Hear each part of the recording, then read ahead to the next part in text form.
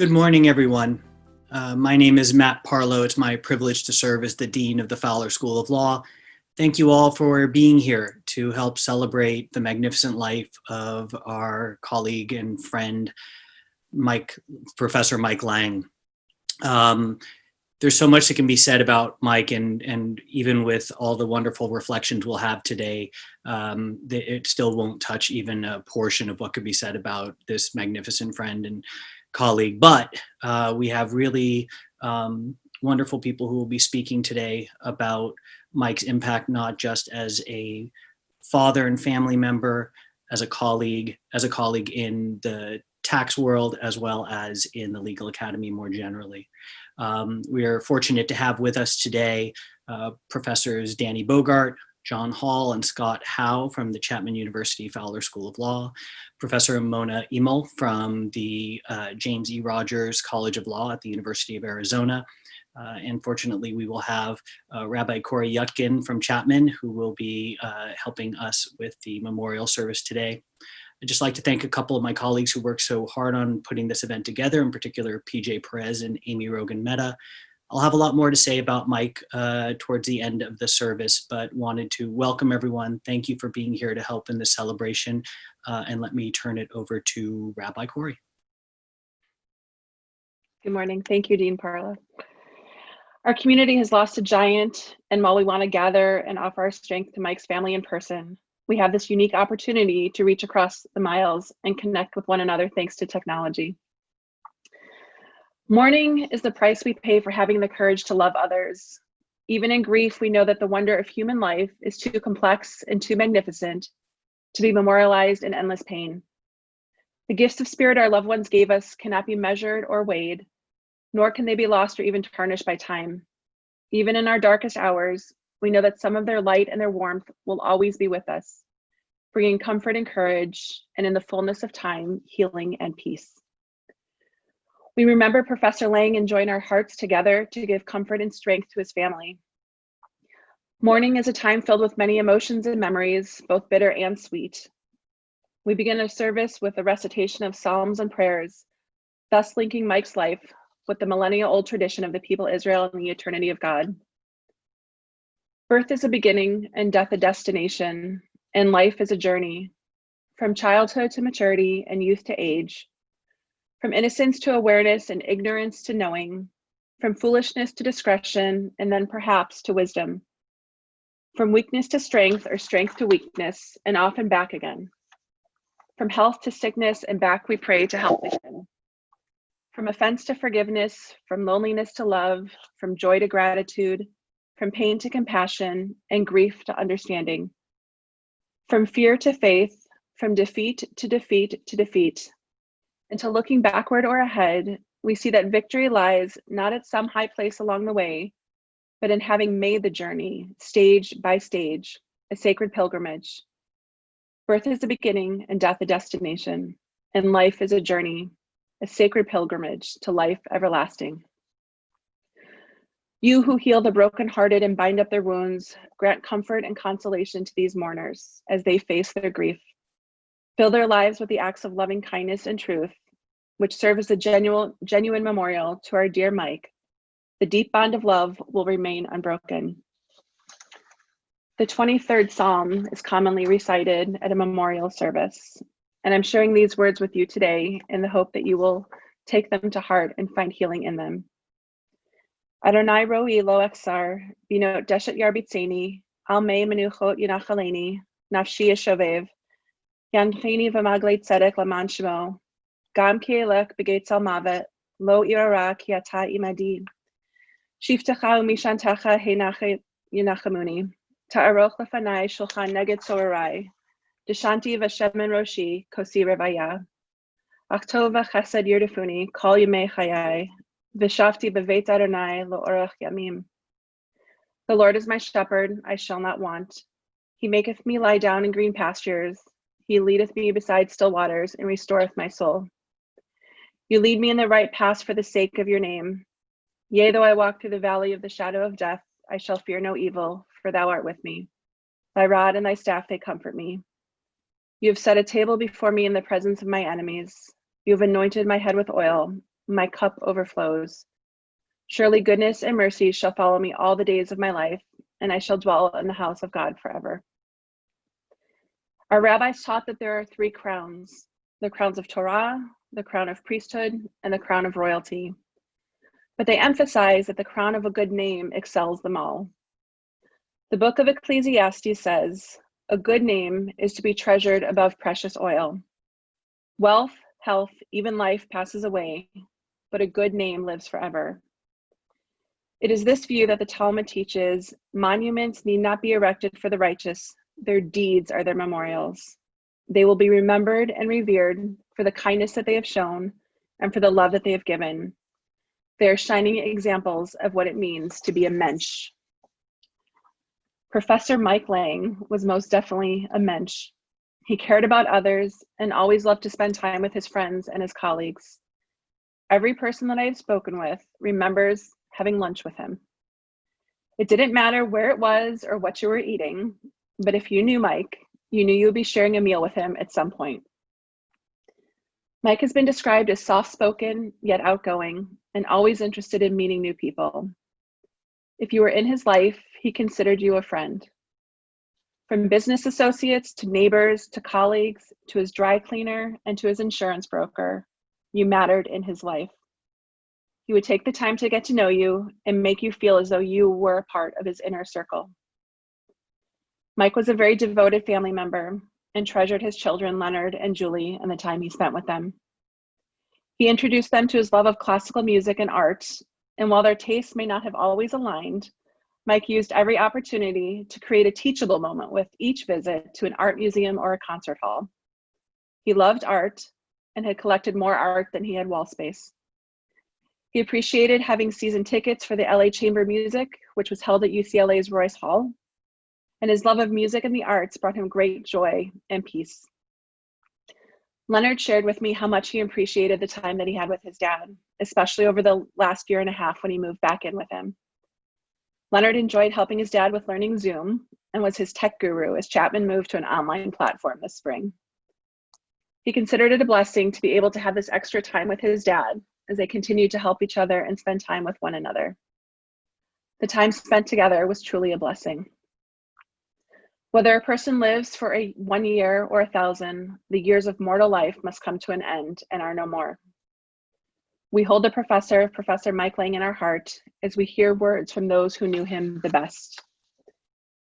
It is my honor to introduce Mike's son, Leonard.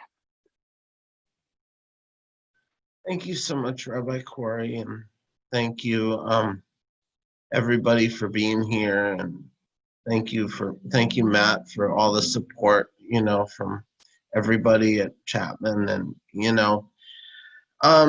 I wrote up some notes, but it's difficult to just sum up my dad in just a few words. I mean, he was always very cheerful, positive, soft-spoken guy, and he would make friends everywhere he went.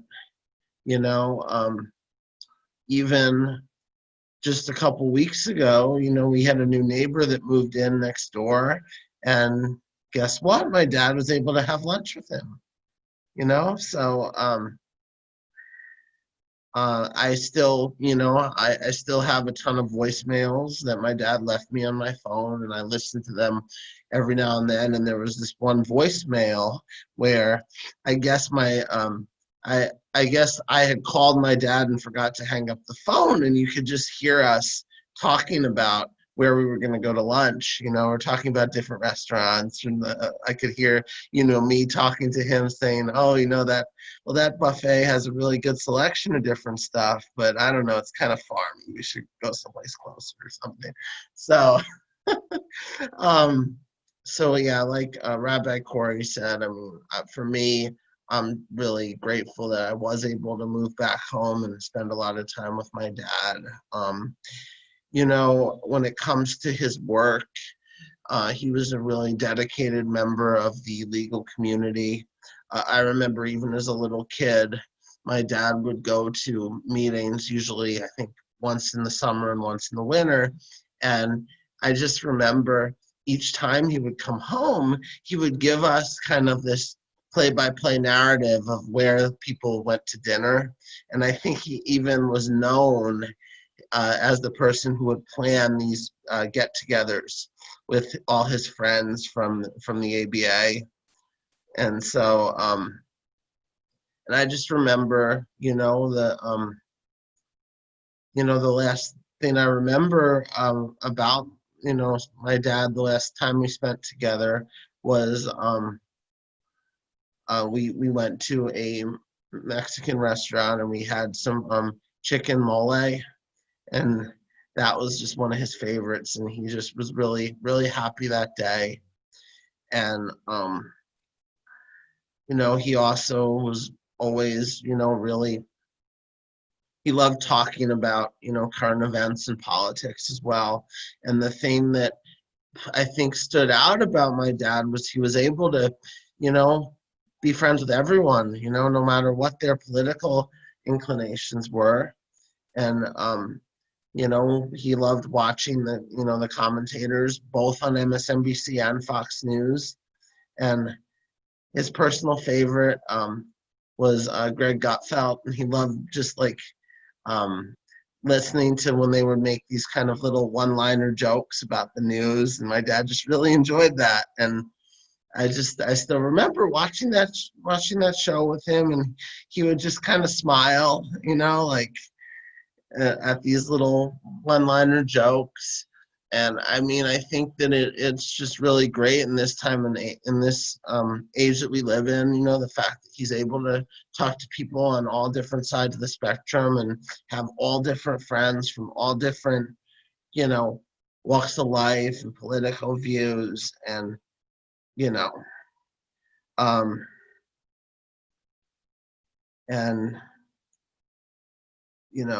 like Rabbi Corie said, I mean, he just loved, the arts and culture, and that's how he raised me. And, from when I was a little kid to now, we would still, if we were driving somewhere, we would still, listen to KUSC in the car, and my dad would talk about the different pieces of music that would come on, and it was almost like he was the DJ, because he would tell you little bits about it. He's like, oh, this Haydn piece. Did you know that Haydn was, having marital problems while he wrote this piece? And that's why whatever, that's, but, he just was always so full of, life and, being able to, teach me things about the world. We just always had a good time, and we were able to spend time together, and, I'm gonna miss him. And,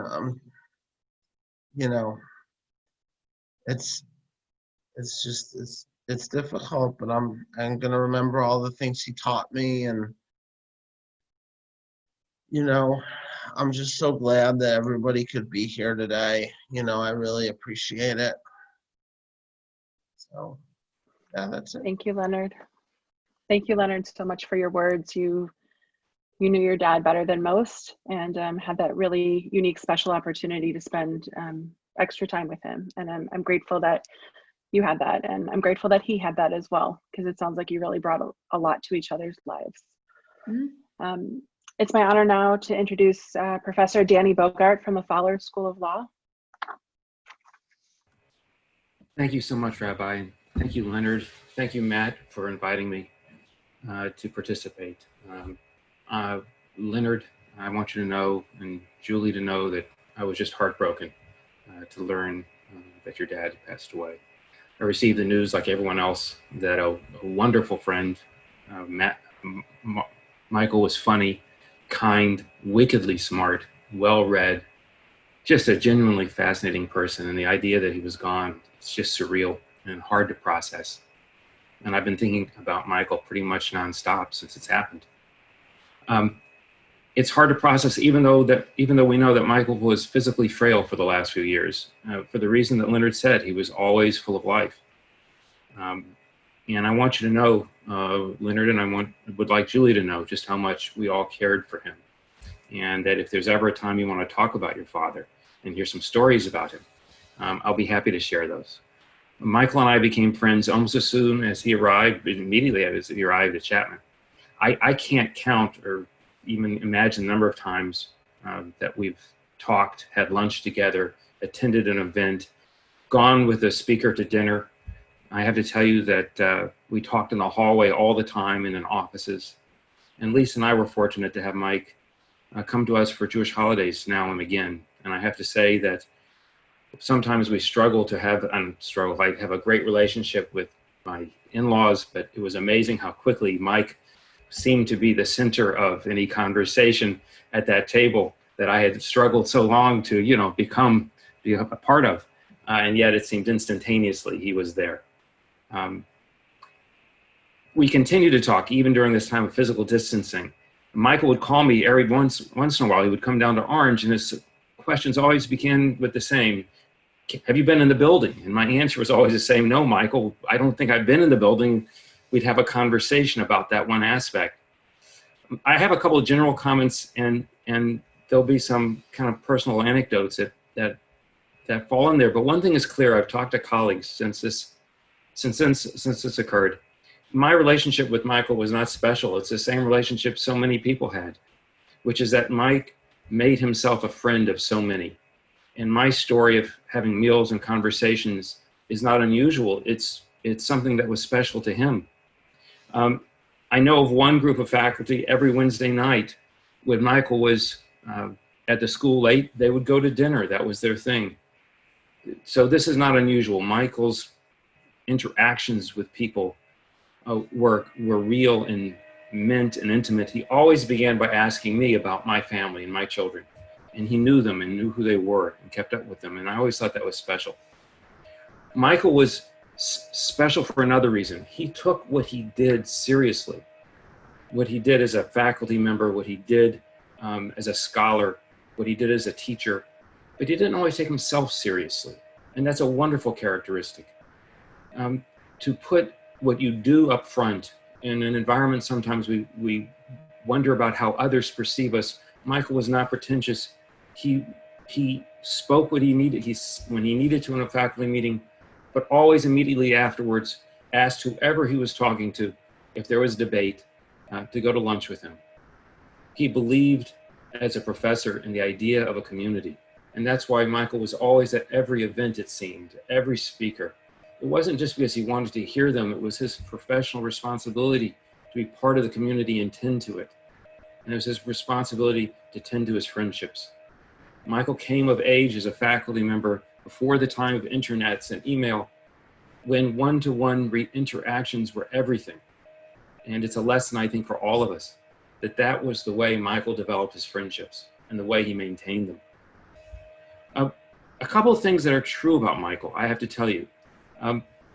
That he was a presence in the law school, even though he lived in Santa Monica, either because he was going to be in the building on a day or the day before he would call you, as I know he called many to set up a lunch appointment.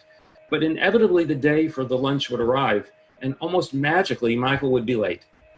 And when I would ask Michael why that was the case, it was because of what I think was a kind of constant low-grade warfare with technology. As though Skynet, rather than taking over the world, decided to focus on Michael.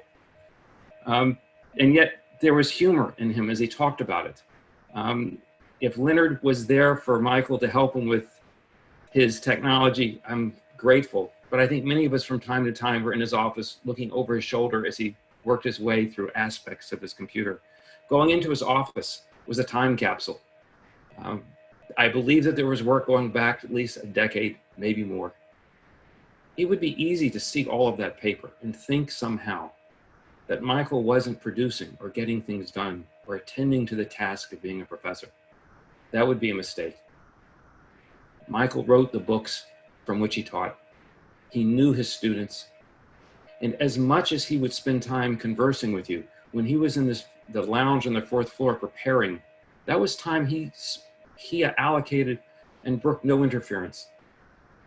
Michael was a divining rod for interesting conversations. I have this image of him sitting in his office behind his desk, but if I stop by Scott's office to talk about any topic of concern, I believe that Michael's head must have popped up like a radar. There must be a conversation I wish to participate in somewhere in the hall. And from one corner of the building to the other, he would apparate as though he was in a Harry Potter novel right behind us to continue the conversation. Having Michael in my office to talk about things was one of my great joys. The range of topics was endless. It is true, however, that a short conversation with Michael was 30 minutes and an ordinary conversation was an hour. But I cherished each of those conversations. I think what I'm going to take away from my interactions with Michael, from my time with him, apart from the obvious that it is hard to process the loss of such a significant friend, is the importance of maintaining these friendships. It's something that he did over the course of his lifetime, but it takes effort. That's what made Michael special. Thank you. Thank you, Danny. And I'm sure that Mike's presence will still be felt in the halls of the law school whenever we are allowed to return to campus. I'd like to introduce Professor Mona Hymel from the University of Arizona College of Law. Can you hear me? Okay. Thank you, Rabbi Corie, for introducing me so kindly. And again, my name is Mona Hymel. I'm a professor at the University of Arizona College of Law. And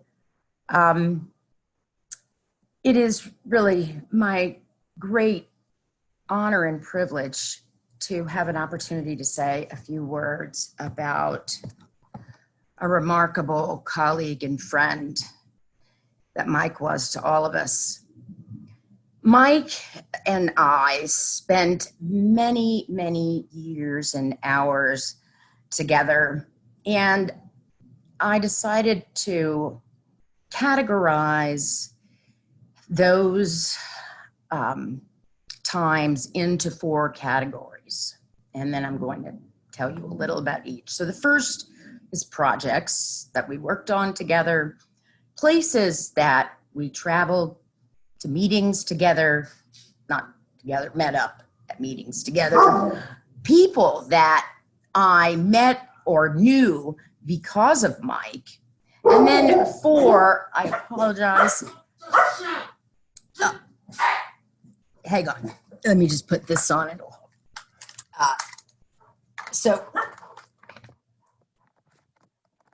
Oh, pardon me, of course they're gonna bark.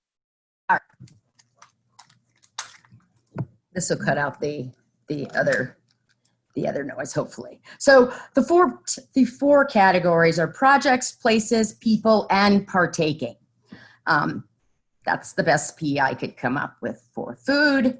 And if you look up the word partaking, it means to share along with others. So I think that captures the spirit.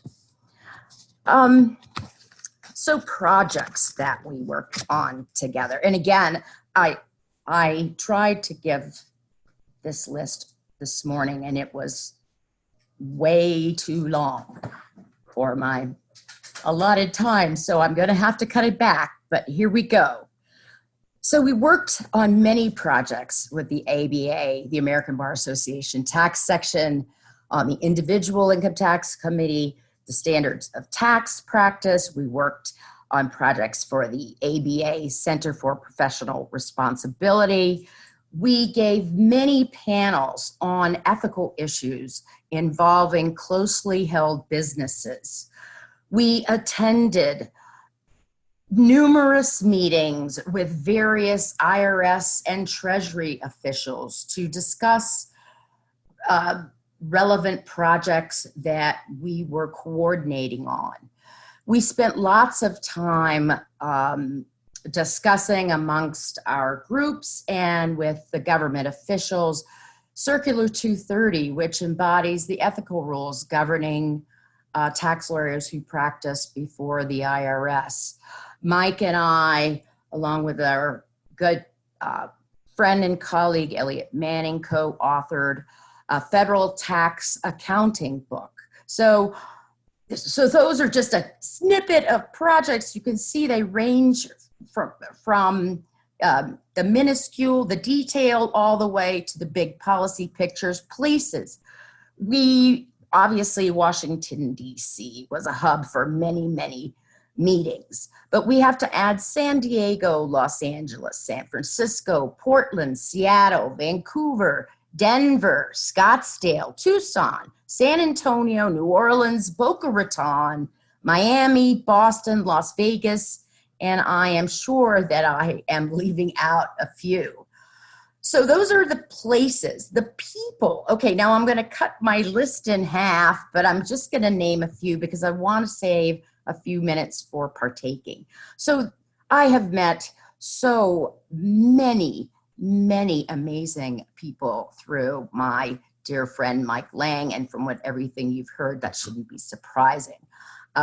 We have good friends like Don Land, Marty McMahon, Dan Simon, of course, Elliot Manning, let me see, Tracy Kay, Larry Campagna, Adam Chodorow, Francine Lipman.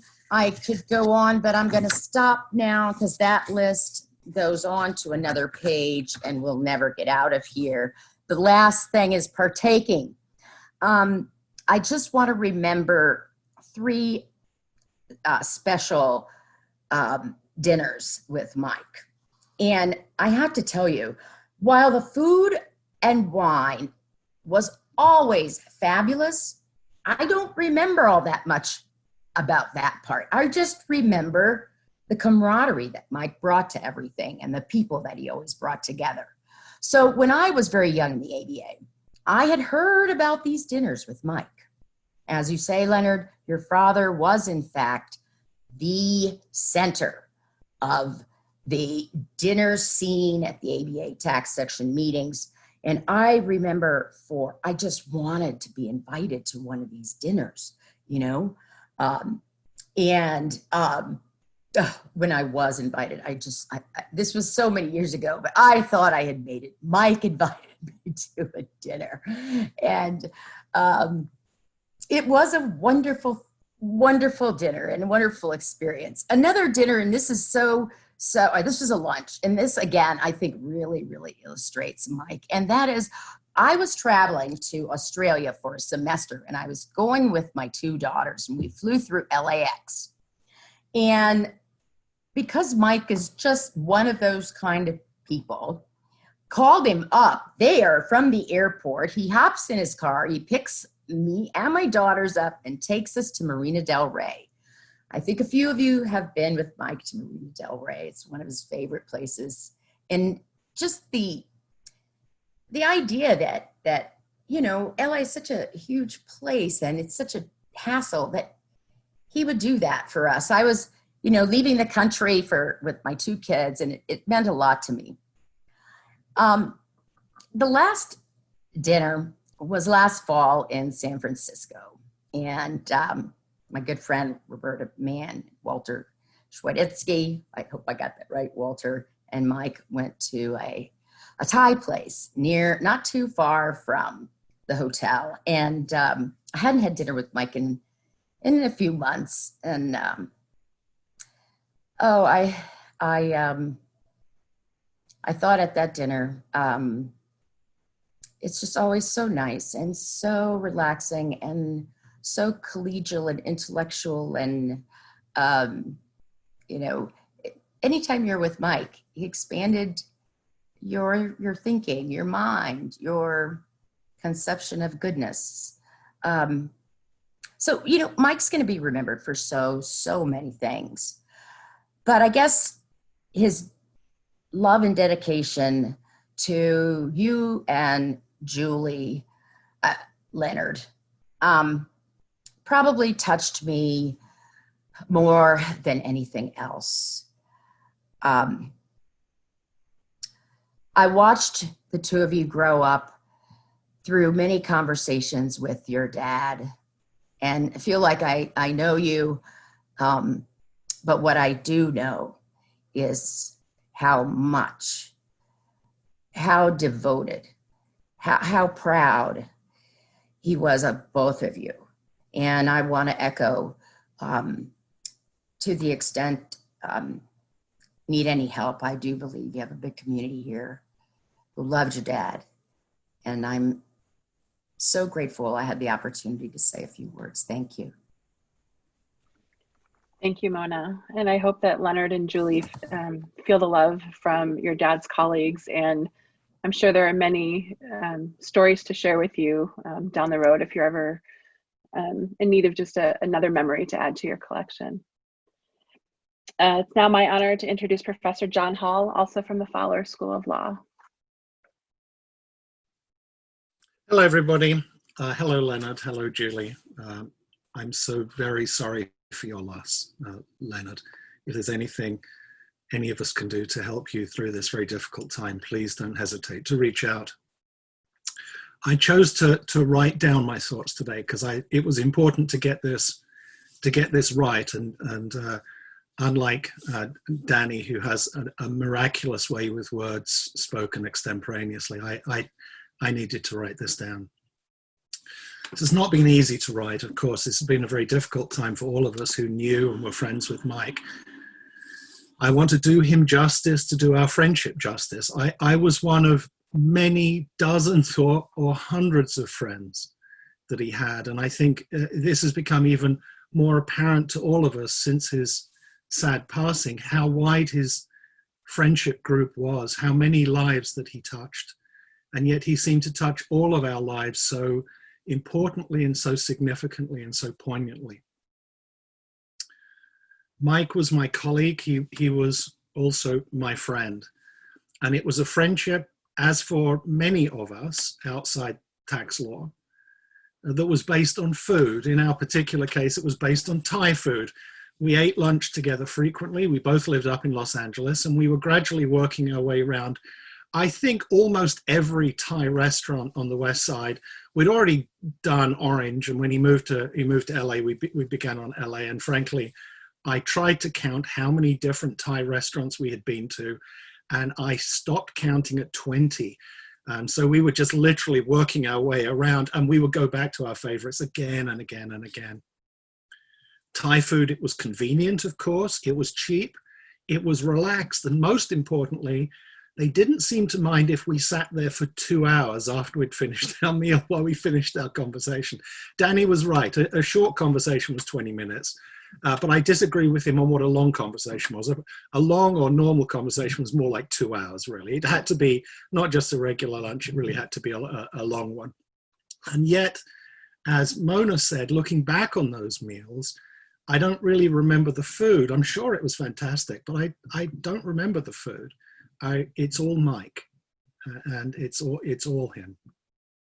So I've been trying to think of some funny anecdotes, things to share that might lift our sadness. But that isn't the sort of friendship that I had with him. He was very controlled in that sense. There isn't this sort of out of control, wild, do you remember when we were in Vegas moment. That wasn't Mike. He was funny. He had a sort of a gleeful and a joyous sense of humor, but it was a gentle sense of humor. Not for him the glorious and spectacular mess ups of my life, for example. He had everything in control, and so spending time with him was comfortable, and it was comforting, and it was very relaxed. We always chatted, as he did with everybody, and at the end of that 2-hour lunch, as we were finally ushered out of the Thai restaurant, we had solved not just all of the law school's problems, but all of the university problems, and indeed all of President Trump's problems and the world's problems. We had worked our way through everything. The world was a better and kinder place thanks to lunch. And I always left those lunches feeling that the world was more sane because of him. It was a kinder place because of him. He was a good friend to many of us, not simply a colleague, and he seemed to enjoy the company of everyone at the law school. And for that's really an indication of Gandhi-like propensities, I think. We are a very mixed bunch at the law school, and he loved everyone. He got on with everybody. He was very much a peacemaker. He always had time to chat and listen. And like Danny said, he would appear miraculously whenever a group of people talked about anything. Mike would suddenly appear, and he would be part of it with his comments. He was a peacemaker. He was always keen to hear all sides. He respected everything that everybody had to say. He was thoughtful, and he was non-dramatic. His appearance at my office door was always a pleasure, and it just won't be. Life cannot be the same, even in that simple regard. The looking up from my desk, and there's Mike with that glint in his eye. And certainly in the last couple of years, we all saw that he slowed, and he bent, and he aged. But the sparkle in his eye was always still there. He had this very sort of mischievous look, especially when he had something to tell us, right? When he was standing at the office door, by the glint in his eye, I knew whether the gossip was going to be good or whether he was just passing by. And gossip isn't the right word, because gossip really sounds sort of malicious, and he wasn't that. He just liked to kind of talk about everything, and he seemed to know everything that was going on. And if I needed a sort of update of what was going on at law school, or what the dynamics were, or something has happened, Mike was absolutely my go-to person. He was never malicious. He was never mean-spirited. And in all the years that I knew him, which was a long, long time, I never once heard him demean anybody else. I never heard him express anger at a colleague. And I think the closest I ever saw him to sort of expressing any form of irritation with a colleague was a shrug of exasperation. I mean, he was remarkably calm and sweet and gentle in that way. It's not to say he didn't have strong feelings. He did. He had particularly strong feelings about the tax program at the law school that he helped create. He was extremely defensive of that. He was very proud of it, very defensive of it. But he was never, he never lacked collegiality. He had this deep well of calmness and friendship. There just wasn't a mean bone in his body, at least not that I saw. He was a sweetheart. He was highly intelligent. That goes without saying. We know that, and that's been addressed already. But he never tooted his own horn, and that really resonated with me. I grew up in a sort of very repressed society where even mentioning ourselves or our own achievements was somehow seen to be in poor taste. And so Mike's willingness to be this brilliant, extraordinary person, but without the need to express that to everyone and tell everyone, really fitted well. He was not boastful. He didn't self-promote in a way that could have come across as boastful or unnecessary at all. He could talk about any subject, it seemed. He had a startling knowledge of art and music. I mean, I think we all knew that. He had season tickets to the LA Chamber Music, and he hosted me on several occasions to UCLA, and they were really fun events. But as with Thai food, I don't remember the concerts. I remember him, and I remember his talking about the composers, the minutiae of the composer's life at the moment that he wrote that piece of music was extraordinary. He was like a musical Wikipedia. He knew all about the specific pieces and the musicians. He knew all this stuff. His knowledge was prodigious, and it was broad. He never spoke to impress or to boast. He was eager to share his love and his passion for music or for art or for whatever it was that he was talking about. It wasn't, look at me. It was, join me in my joy about this subject. In me, he had an eager and an appreciative audience. Now, this next bit, if you're a tax lawyer, and I have a feeling there are probably several of you watching this, cover your ears at this point. I'm not a tax lawyer. So there was one topic that I had to gently steer him away from during our lunches, and that was tax law. He was a nationally recognized expert in tax law. We know that. We all know this. And wow, he could talk at great length about tax law. If the wind got into his sails, It could be an hour and a half of discussion of new changes to code numbers and subsections. And there were times when I came close to banging my head on the table. So we had to address this thorn in our relationship, and we did that. And the mutual agreement that we came to was that during our lunches, we wouldn't discuss tax law so long as I wouldn't discuss Southeast Asian labor law, and that worked for us. All relationships are based on a compromise. That was the big one for us. Not for me. I wasn't interested in the tax law. He wasn't interested in the stuff I was working on. We have plenty of other things to talk about. He wasn't a fair weather friend either. And I think those of us who were friends with him, which is many dozens and dozens or hundreds of us, knew this. He was there in hard times and good. And I knew him long enough that I knew him for long enough that we had highs and lows in our life. And he was always a friend to me, always willing to share a shoulder. And I was similarly there for him. Mona, you may want to mute, I think. He was always a friend to me, always willing to listen, to share a shoulder. And I was similarly there for him. It's what friends do, however miserable I felt. Somehow talking with him always managed to cheer me up and to point me towards sunshine.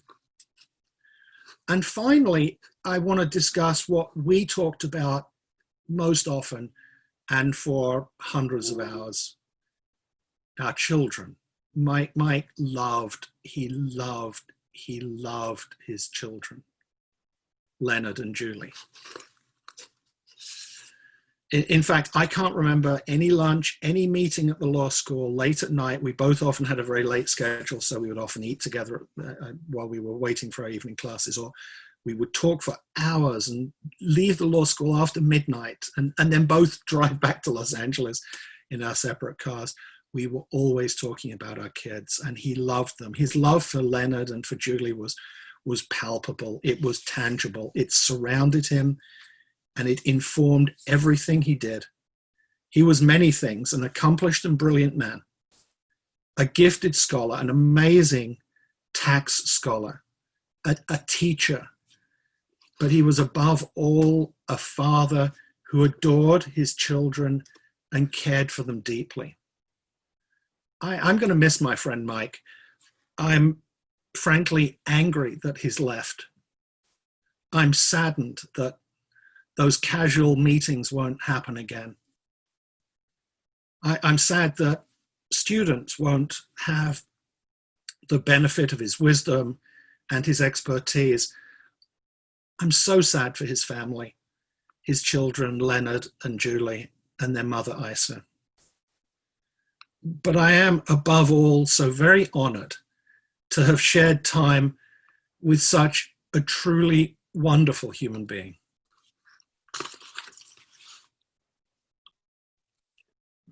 Thank you, John, so much for your words.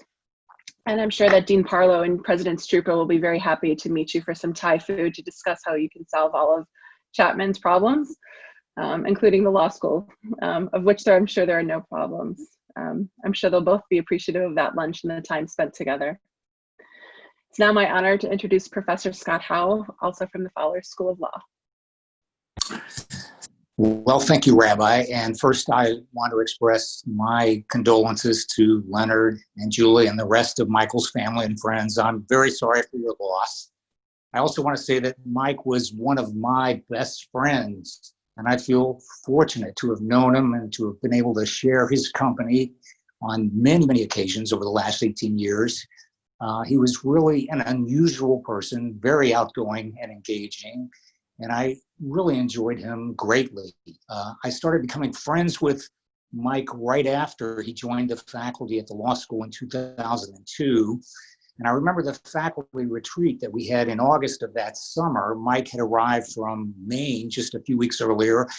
We were still a young law school at that point. Many members of the faculty were relatively young, and I was immediately impressed with how much experience Michael had at other law schools, how much wisdom he had about the issues we were discussing, and how ready he was to share his views.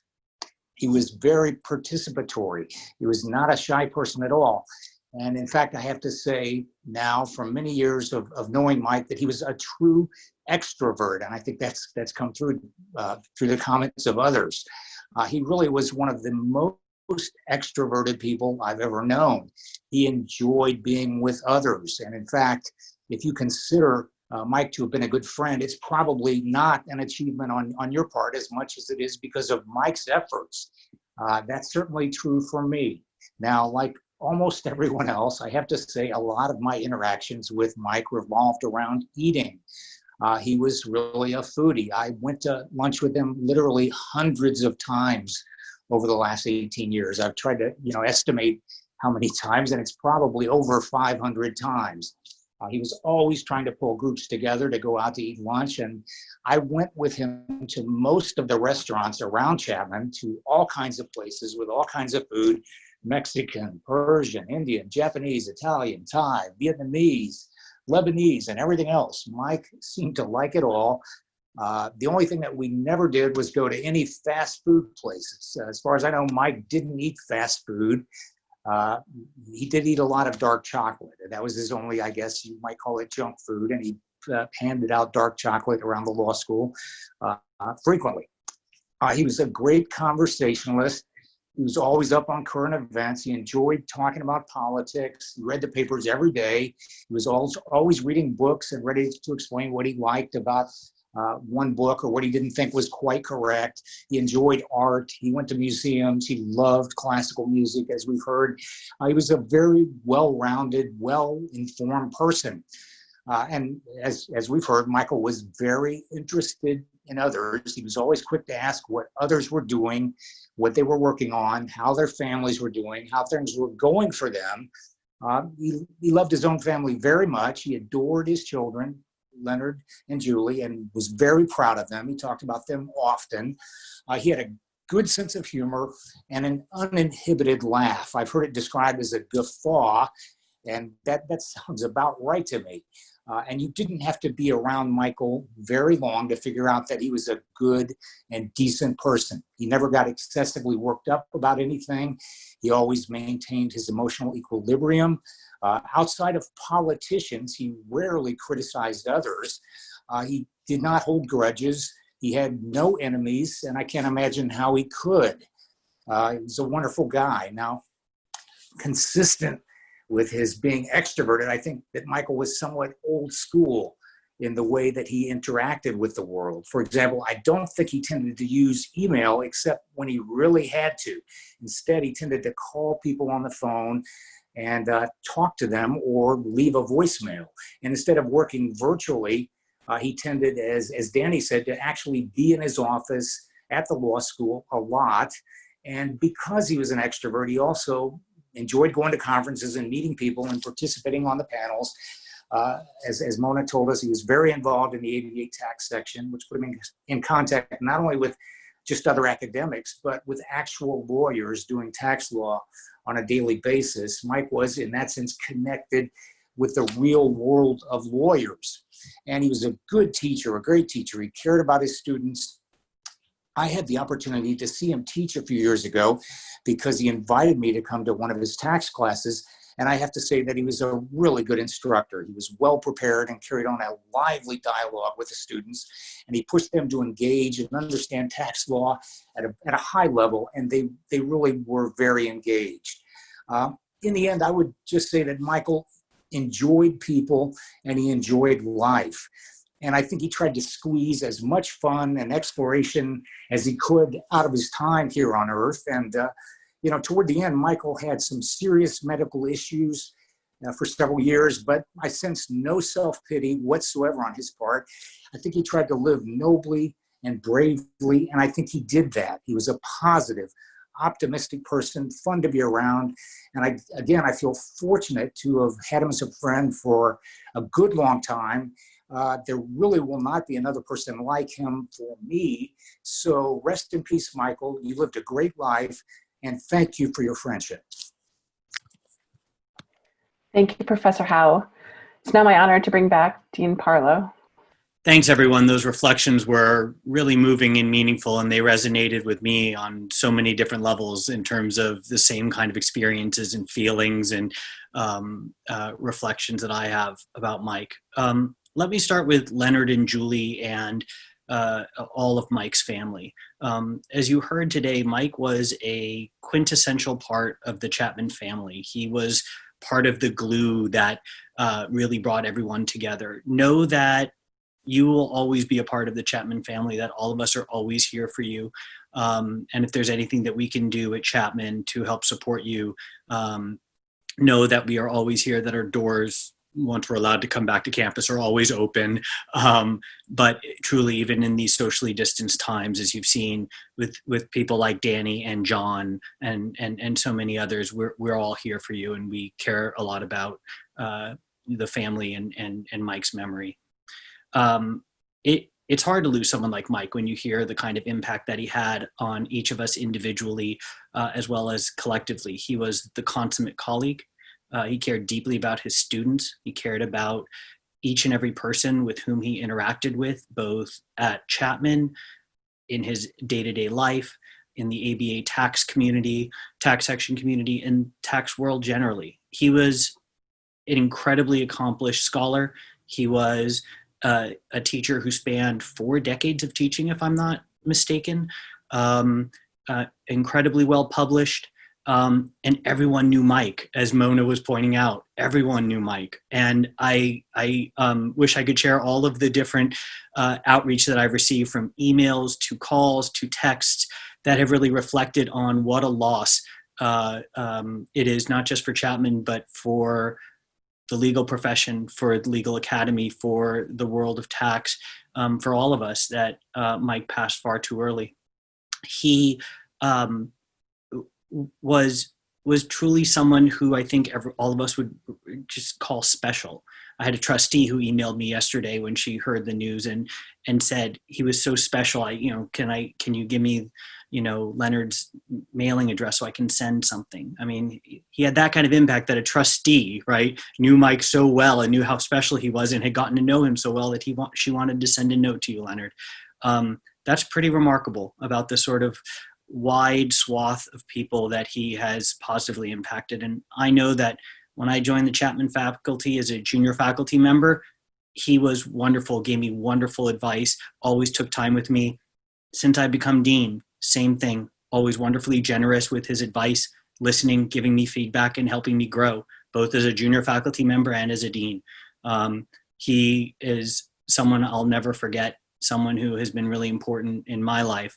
And Leonard and Julie and everyone in the family know that we will all continue to endeavor to keep his spirit alive at the law school. And one of the ways in which we are going to do that, and I'm really pleased to be able to announce it today, is in Mike's honor, we are going to create a new faculty award recognizing excellence in scholarship, called the Mike Lang Excellence in Scholarship Award. And after such a remarkable career as a scholar in both terms of how it impacted both the legal academy, but also the practice of law, whether it be tax or professional ethics, Mike's work has really been impactful, and it'll be a way to keep his memory alive, to celebrate him each year, and to recognize a faculty colleague who has emulated that kind of devotion to impactful scholarship in their work in a given year. So Leonard, thank you on behalf of the family for giving us the ability to name it after him. We're really honored to do it, and I'm excited that we'll be able to start it next year in his name. So thank you, Leonard, and thank you everyone for being here, and let me turn it back over to Rabbi Corie. Thank you, Dean Parlow, and what an honor to have Mike's name continued with excellence in education. Very much appreciated. God heals the brokenhearted and binds up their wounds. God reckons the number of stars, giving each one its name. Great and full of power is God, whose wisdom is beyond reckoning. God gives courage to the lowly and brings hope to those bereft. So may the Eternal One always be with us. And our Jewish tradition, of which Mike associated, but I was told was not super observant or religious, and I don't hold that against him, as most are not, and we find our spirituality and our faith in different areas of our life.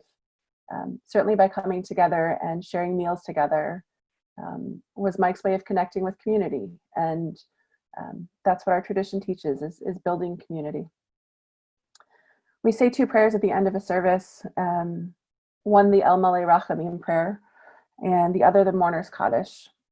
And I'm going to read them and, of course, read the English translation for them as well. El Malei Rachamim Shochim Bamromim, Hamatzei Menucha Nechona Tachat Kanfei HaShechina, Im Kedoshim Utehorim Kezohar Harakia Mazhirim, Et Nishmat Michael Benjamin Ben Adam, Shehalach La'olamo, Ba'al Harachamim Yasirehu, B'Seter Kanafav La'olamim, Bayitzvor Bitzvor HaChayim Et Nishmato, Adonai Hu Nachalato, V'yanuach Bashalom, Al Mishkavo, V'nomar Amen. God of abundant mercy, God Most High, may the soul of our loved one who has gone into eternity find the gift of perfect peace in your embrace, together with the holy and pure whose light shines like the radiance of heaven. Compassionate God, hold him close to you forever, so that his soul may be bound up in the bond of eternal life.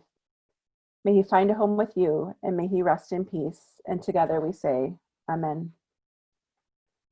The psalmist has written, weeping may tarry into the night, but joy comes in the morning. O God, full of compassion, please send your comfort to those who grieve, to Leonard, to Julie, to Mike's friends, and to family.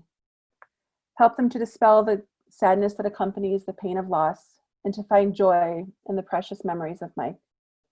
May your love inspire them to focus on the love they had for him and that Mike had for them.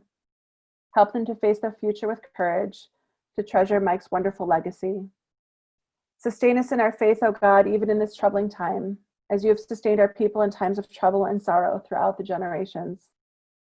Blessed are you, Eternal One, who provides comfort to the brokenhearted.